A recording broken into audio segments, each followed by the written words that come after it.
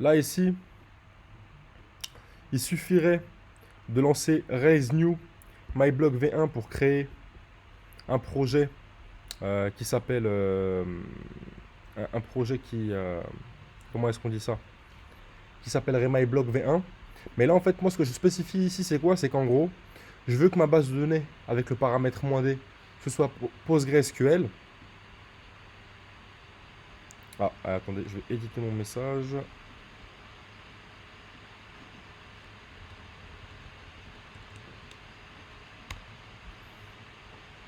Donc ma base de données soit PostgreSQL, qu'on skip l'installation de Webpack parce que ça va complexifier pas mal de choses. Après, en vérité, si vous êtes à l'aise avec Webpack, vous pouvez l'utiliser, mais là, c'est pas l'objet du cours, donc on va le faire sans Webpack. Et on va skip JavaScript pour ne pas installer la gemme de Webpack. Ok? Voilà. Donc cette commande-là, moi, je vais la taper.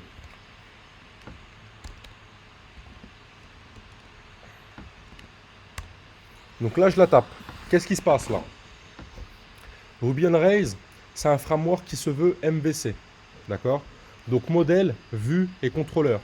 Comme vous pouvez le voir ici, j'ai différents dossiers qui ont été créés. J'ai des fichiers assets, channel, contrôleur, helper, JavaScript, etc. Vous allez voir, on ne va pas se concentrer sur tous les dossiers qui ont été créés, mais seulement sur quelques-uns. Donc principalement, modèle, vue, contrôleur et assets. Assets, ça veut dire ressources en anglais. C'est là-dedans qu'on va mettre nos images, nos vidéos s'il y en a, etc. Donc là, il y a Ruby qui s'installe avec les gemmes. Donc les gemmes, c'est ce dont je vous ai parlé le premier jour. Qu'est-ce que c'est qu'une gemme? On va dire que c'est un plugin en Ruby on Rails. Un plugin, des plugins, vous allez en avoir plein. Vous allez avoir Device qui vous permet de faire l'authentification assez facilement. Vous allez avoir ActiveAdmin qui vous permet d'avoir une interface d'administration assez facilement.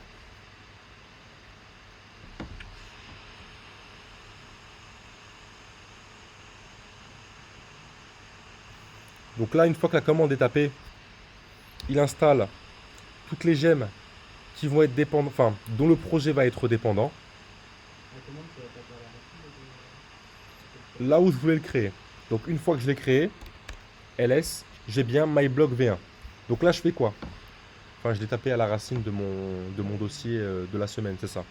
Donc là, je vais dans myblog v1 et je vais l'ouvrir dans mon éditeur de texte. Alexandre Romain, essayez de suivre, s'il vous plaît. Là, on parle de Rails, c'est un nouveau chapitre, donc si vous ne suivez pas, vous allez être perdu. William Romain, pardon.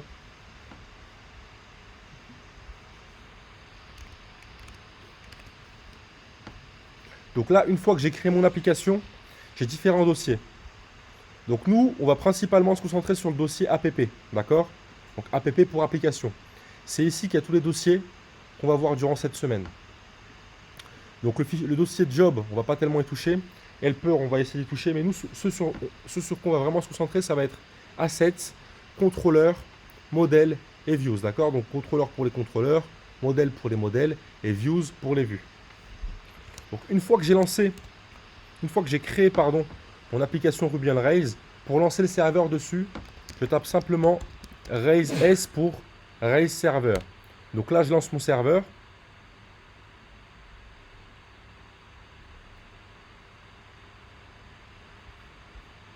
Donc j'ai une première erreur. Que ça me dit là, c'est quoi? C'est qu'en gros, j'ai déjà un serveur qui est en train de tourner. Donc là, je vais simplement killer mon serveur qui fonctionne sur notre application et je vais lancer mon serveur.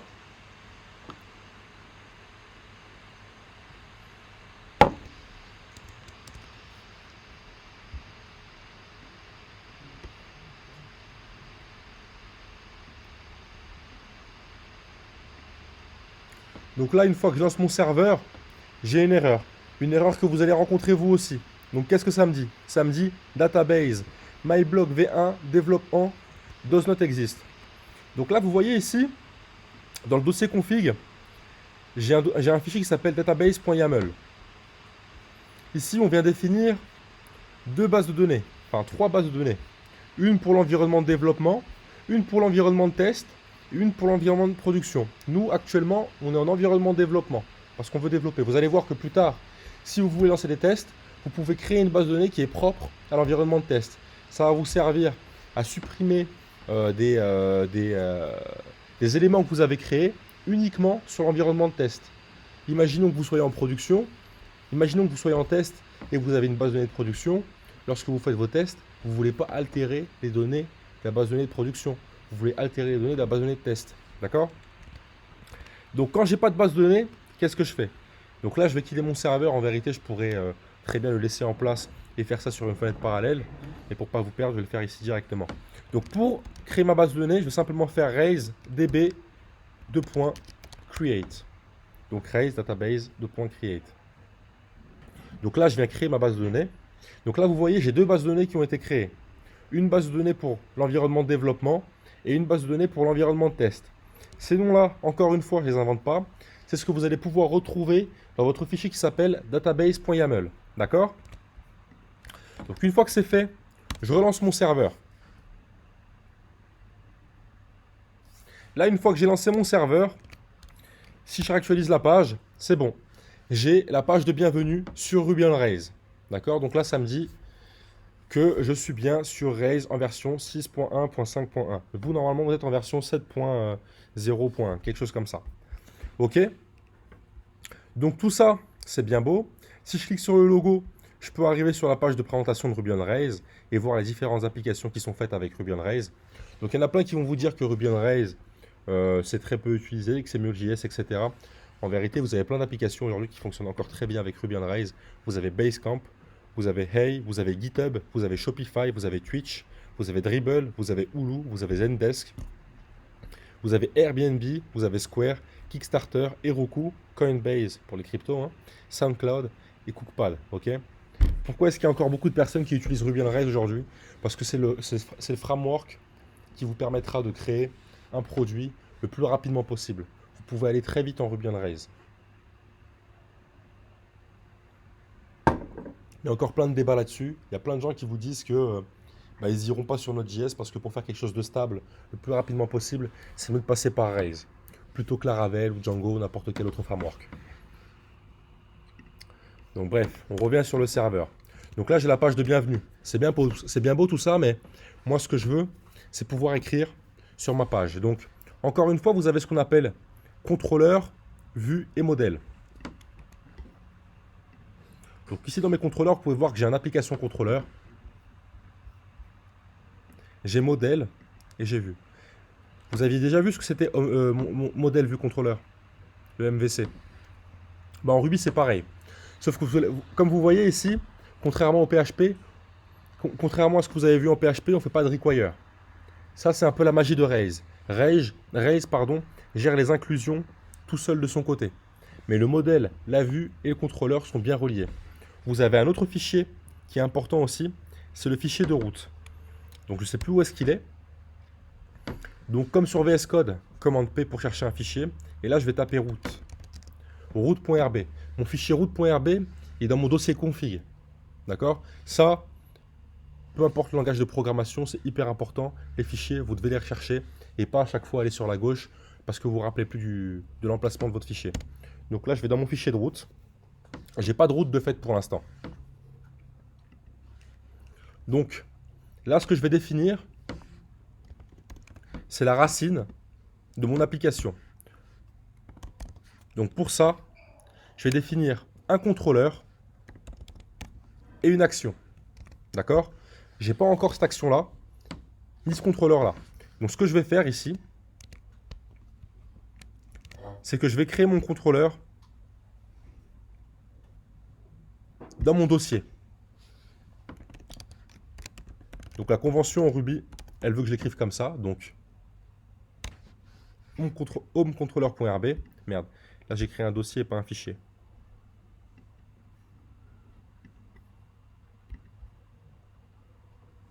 New file, home underscore controller.rb.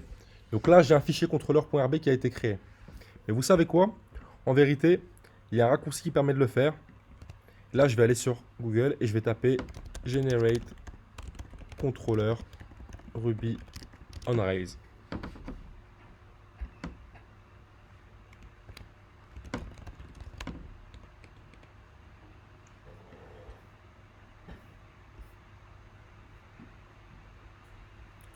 Donc là, vous voyez, j'ai un générateur pour les contrôleurs. Bon, là, c'est peut-être pas assez clair pour vous, donc je vais aller sur une autre page.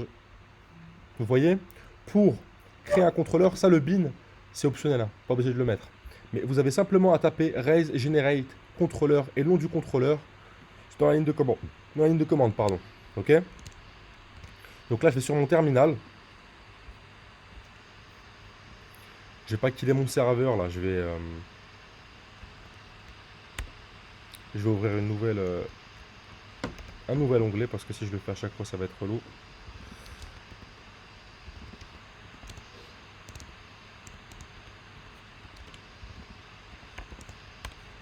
Et là, je vais générer un contrôleur. Raise, generate, contrôleur, home. D'accord? Donc là, je viens de générer un contrôleur home. Qu'est-ce que ça a fait?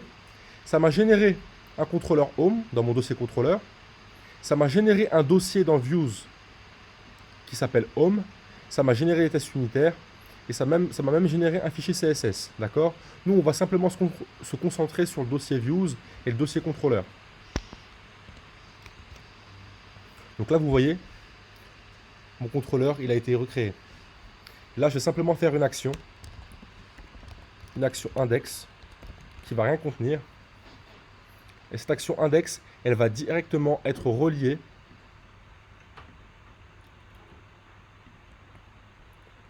au dossier home dans Views, d'accord? Donc là, parce que mon action, elle s'appelle index, en Ruby on Rails, par convention, le fichier de vue, il a le même nom, d'accord? Donc là, je recrée un fichier qui s'appelle index.html.erb. La vraie extension, c'est .erb. ERB, c'est le langage de templating par défaut de Ruby on Rails. Vous allez voir par la suite à quoi ça nous sert. Vous allez voir que par défaut, c'est du Ruby on Rails de base. D'accord? Donc, une fois que ça a été créé, ici, je vais écrire Hello World. Et là, j'enregistre. Donc là, si je rafraîchis ma page, j'ai bien Hello World. Donc, pourquoi est-ce que l'index de mon application maintenant, c'est home index? Simplement parce que dans mon fichier root, j'ai dit root home index. Donc root, ça veut dire racine. Ça veut dire qu'en gros, la racine de mon application, c'est home index. D'accord? Si je ne le savais pas, bah, je tapais simplement define root application raise. Et là, j'ai how to add a root to your raise app. Là, vous voyez, bon, il y a une autre façon de l'écrire. Je peux l'écrire comme ça aussi, mais la manière dont je l'écris, c'est un raccourci. Mais voilà. Donc là, j'ai une application qui est assez simple. Hein. Elle fait rien de ouf. Elle a simplement une première vue qui contient Hello World. D'accord? C'est ce qu'il y a écrit ici. Maintenant, comme vous l'avez deviné,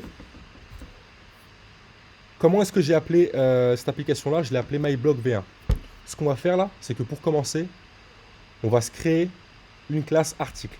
On va se créer un modèle article, d'accord? Donc encore une fois, qu'est-ce que c'est qu'une classe? Une classe, c'est un modèle en fait. C'est un modèle. C'est-à-dire que quand on le faisait avec nos points, on avait comment est-ce qu'on appelle ça? On avait un modèle pour nos points qui contenait X et Y. Là, on va faire la même chose pour les articles, d'accord? Les articles en anglais, on va les appeler posts. Donc pour générer une classe en Ruby on Rails qui va directement être reliée à notre base de données, on va taper Rails, Generate, Model, et là, je vais taper le nom de ma classe. Donc là, en l'occurrence, c'est post. D'accord?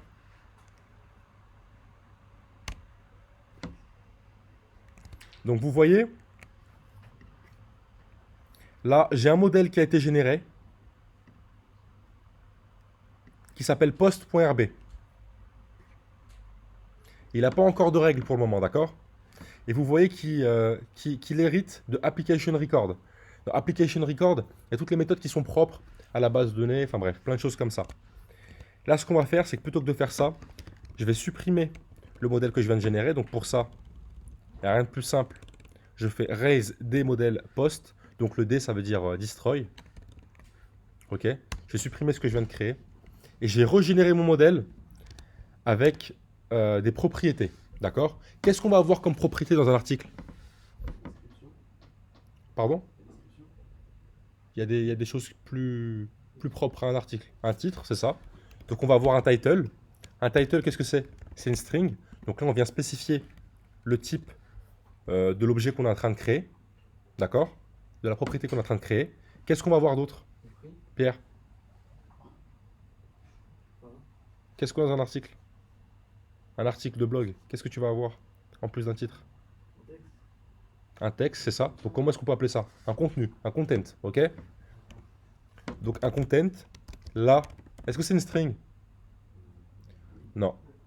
Non, parce qu'une string, c'est limité à 255 caractères. Donc on va plutôt mettre un texte, d'accord? Texte, c'est une longue chaîne de caractères en Ruby. Qu'est-ce qu'on va avoir d'autre? Ok, on va mettre un auteur. Attendez. Tac, tac, tac. Vous savez quoi? L'auteur, on va le garder pour plus tard. Vous allez voir pourquoi. Quand on va mettre de l'authentification. On va plutôt mettre un booléen qui s'appelle published, d'accord? Pour dire s'il est publié ou non. Donc là, on fait simple. Là, on est en train de créer un modèle post, donc une classe post, qui va contenir un titre, un contenu et published. Donc là, vous voyez, ça m'a bien généré mon modèle post. Donc là, j'ai le modèle post, qui est toujours vide. Et là, vous voyez, on a un deuxième fichier qui a été créé. On a une date et create post. D'accord? Donc on va regarder ce que c'est. Pour ça, rien de plus simple, je vais copier-coller le chemin qui est ici. Là, je copie ça, je fais commande P, je colle, et j'arrive dans mon fichier. Vous voyez ce que ça a fait? Ça a créé ce qu'on appelle une migration. Une migration, c'est un fichier qui va créer des choses en base de données. Dans ce cas-là, qu'est-ce qu'on fait?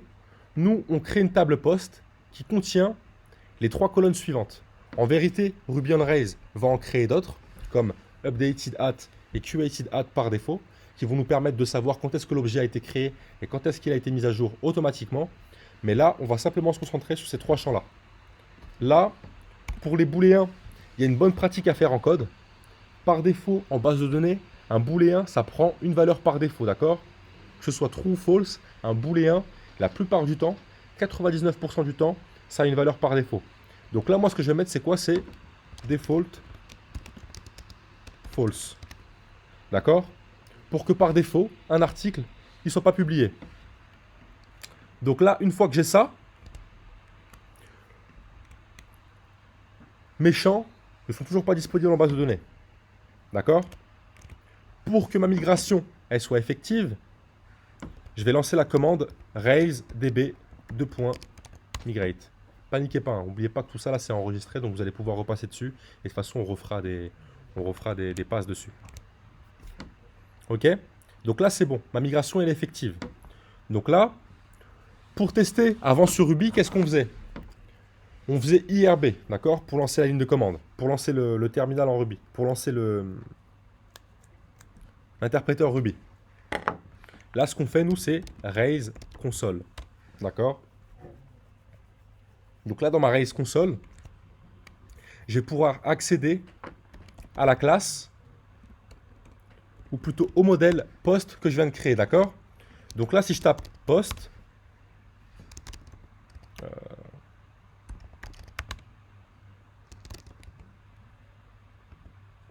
si je tape post.new, pardon, vous voyez, j'ai un nouvel objet post qui a été initialisé. Il n'a pas encore été sauvegardé en base de données, mais en tout cas, il a été initialisé. Et vous voyez ici, j'ai mon objet post qui contient ID, title. Vous voyez ce qu'il y a au tableau ou pas? Content, published, qui est un false par défaut parce qu'on a défini une valeur par défaut, et created at et updated at. D'accord? Là, vous voyez, on a un objet maintenant. On a un objet post. Donc là, on va faire ce qu'on a toujours fait. Depuis le début de la semaine immersive, on va instancier un objet post. D'accord? Je ne sais pas si vous avez compris l'intérêt de créer une classe et d'instancier, mais là, ça va prendre tout son sens. Lorsque vous allez vouloir créer des articles, donc créer des posts, vous n'avez pas envie de devoir faire... Enfin bref, on verra ça par la suite. Donc là, ce qu'on va faire, c'est qu'on va instancier mon post dans la variable @post. Parce que je ne sais pas si vous vous rappelez, mais par convention en Ruby on Rails, quand on instancie une classe, on le fait toujours dans une variable, dans une propriété, pardon, qui est précédée par un arrobase, d'accord? Donc là, je fais $post est égal post.new. Sauf que cette fois-ci, je veux lui définir ces différentes propriétés, d'accord? Donc là, en title, je vais mettre titre de mon article. En content, je vais mettre contenu de mon article.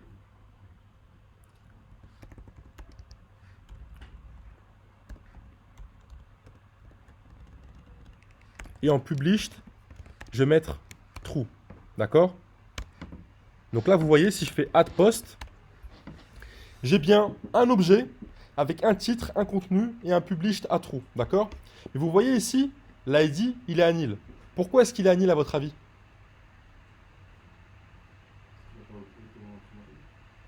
Non. C'est ce qu'il vient de dire. Parce que là, j'ai simplement instancié l'objet post. D'accord? J'ai simplement instancié la classe post, pardon. Mais c'est pas encore sauvegardé en base de données. Pour le sauvegarder en base de données, je fais simplement un post.save avec un point d'exclamation ou sans point d'exclamation. Là, vous voyez, la transaction, elle a bien eu lieu. En base de données, j'ai mon post qui a été créé. Ça, vous allez voir tout à l'heure. Je vais vous envoyer une cheat sheet en Ruby on Rails pour voir comment est-ce que ça fonctionne Active Record. Je ne sais pas si vous vous rappelez, mais on a parlé d'ORM dans les slides. Vous vous rappelez de l'ORM ou pas? En gros, l'ORM, c'est la surcouche à la base de données qui va nous permettre d'écrire du SQL plus facilement. Ne vous inquiétez pas, on va revoir les slides juste après. Donc là, quand je fais post.all, en vérité, post.all, c'est une longue requête SQL qui me permet d'afficher tous les posts. Bah là, vous voyez, là, vous avez la requête SQL de post.all, juste ici, là. Vous la voyez, la requête? En fait, .all, c'est un raccourci pour taper cette requête SQL là. Et vous savez pourquoi est-ce que j'ai cette méthode là dans mon modèle post ou pas? All. Pourtant, je ne l'ai pas défini. Vous savez pourquoi est-ce que j'ai accès à la méthode all ou pas? Exactement. Parce que ma classe post, elle hérite de application record. Application record qui est juste ici et qui lui-même, hérite de Active Record 2.base. Et en vérité, c'est là-dedans que vous avez all. D'accord? Donc là, vous voyez, j'ai bien un article qui a été sauvegardé en base de données. Vous voyez? Donc là, j'ai créé un premier post qui s'appelle titre de mon article. D'accord? Là, je vais recréer un deuxième post. Donc, je vais l'appeler post 2. Là, je vais faire post new. En title, je vais mettre 2. En content, je vais mettre 2. Et je vais laisser ça comme ça, d'accord? Published, ça va rester à false, puisque false, c'est la valeur par défaut. Là, je fais post2.save. C'est bien sauvegardé en base de données. Encore une fois, ici, vous avez la requête SQL qui a eu lieu lorsque j'ai fait un save. OK? Donc là, si je refais un post.all en base de données, j'ai bien mes deux postes. Là, si je retourne dans mon modèle post.rb, c'est comme ce qu'on a fait en Ruby. Je peux créer des méthodes qui seront accessibles dans toutes les instances de ma classe post, d'accord? Donc si ici, par exemple, j'écris une méthode qui s'appelle show title in upcase and reverse, et que ici, je return le title en upcase et en reverse. Si, j'appelle ça sur ma première instance de la classe post, donc c'est quoi la méthode? C'est show title in upcase and reverse. J'ai une erreur. Vous savez pourquoi ou pas? L'erreur, je l'ai parce que ma console, elle a été lancée avant d'avoir ça en base de données, d'avoir ma ma méthode écrite dans ma classe. Donc pour ça, je fais simplement un reload, d'accord? Pour reloader mon code. Une fois que j'ai reloadé mon code, là, je peux afficher... Quoi?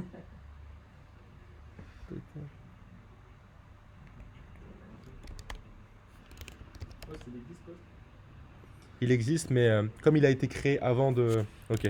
Add post est égal post.first.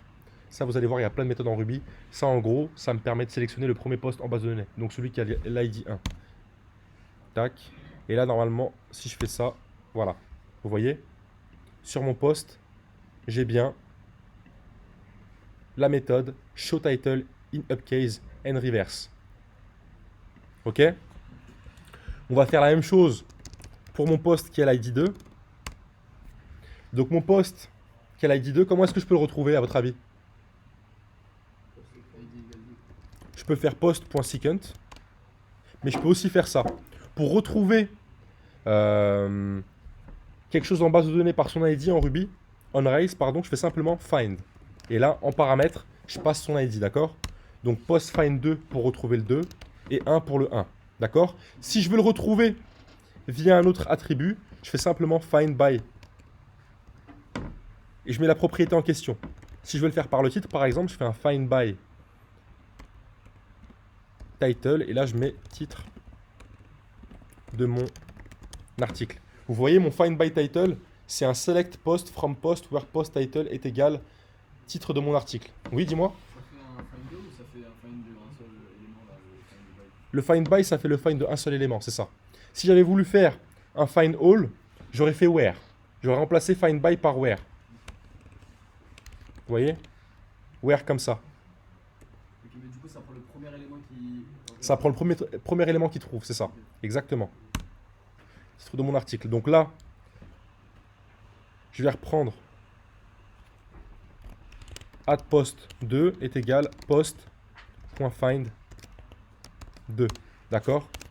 Et sur post 2, bah pareil, je vais avoir accès à ma méthode showTitle in upcase and reverse. Et puisque j'avais mis 2 en titre, bah, je récupère simplement 2.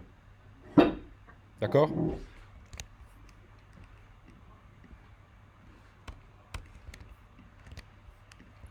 Là, je exit tout ça.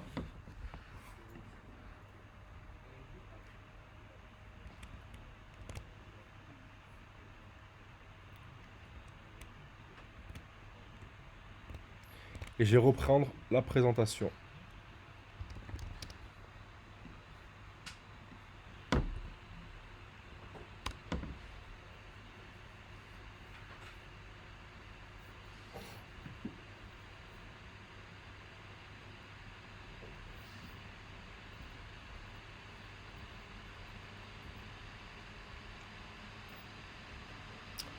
Donc là, pour revenir sur Ruby on Rails, dans la présentation.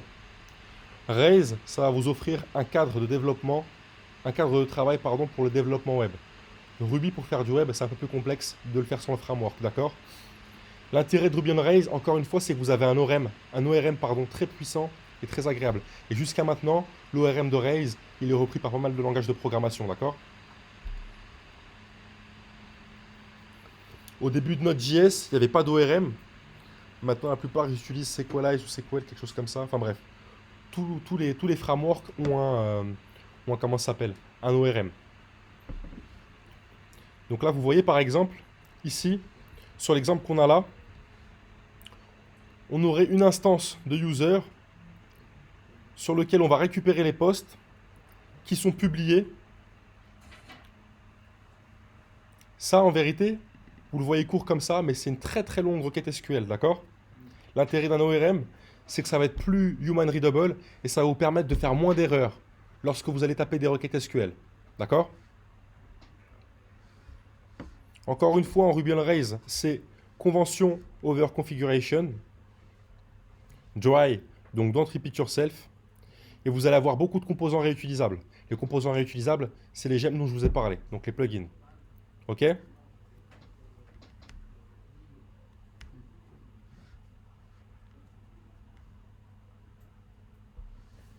Donc il y a un élément dont j'ai oublié de vous parler, c'est le gem file, d'accord? Je vous ai parlé des gemmes. Et ces gemmes-là, elles sont stockées dans le fichier gemfile. Donc pour le retrouver, c'est simple, vous faites un commande P et vous tapez gemfile. Ici, vous avez toutes les gemmes que vous utilisez pour l'instant sur votre application Ruby on Rails. Donc vous voyez, vous avez Rails, vous avez PG pour PostgreSQL, vous avez Puma pour le serveur de l'application, vous avez SAS Rails pour utiliser du SCSS dans vos fichiers CSS. Vous connaissez le SCSS ou pas? C'est bon? Ok. Et vous avez JBuilder qui est par défaut dans vos applications pour faire des API en Ruby on Rails. Vous allez voir qu'en Ruby on Rails, faire une API, c'est extrêmement simple. Et là, vous voyez, vous avez ce qu'on appelle des groupes. D'accord? Donc, il y a des gemmes qui vont être propres à certains environnements. Des gemmes qui vont être propres à votre environnement de production, de développement et de test. Ici, vous avez ByBug qui est propre à votre environnement de développement et de test.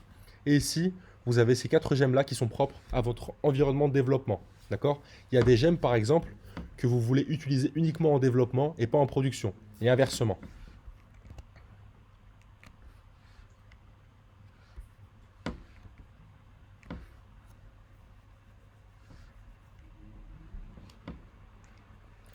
Donc là, l'application qu'on avait créée, elle avait une certaine hiérarchie, d'accord? Donc là, ici, dans les slides, vous avez le détail de ce que c'est.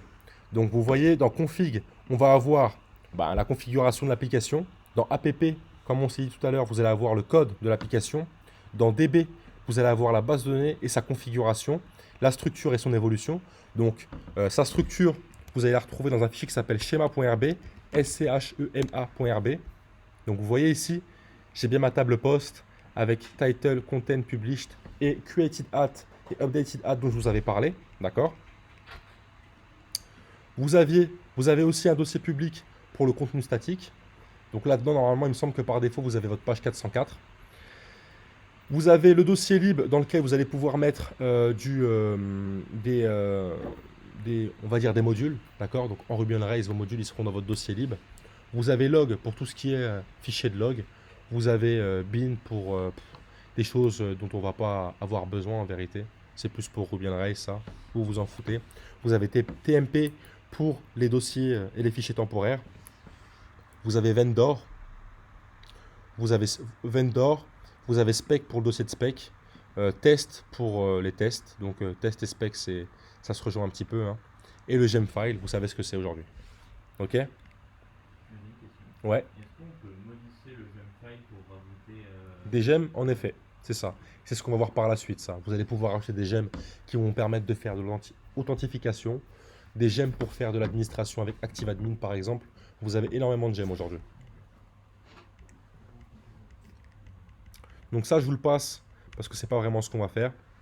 Mais ce qu'on va voir, c'est la page de welcome, les contrôleurs, les routes, les views. Ok? Je vous laisse partir en pause. Vous revenez à 55, d'accord? C'est clair ou pas pour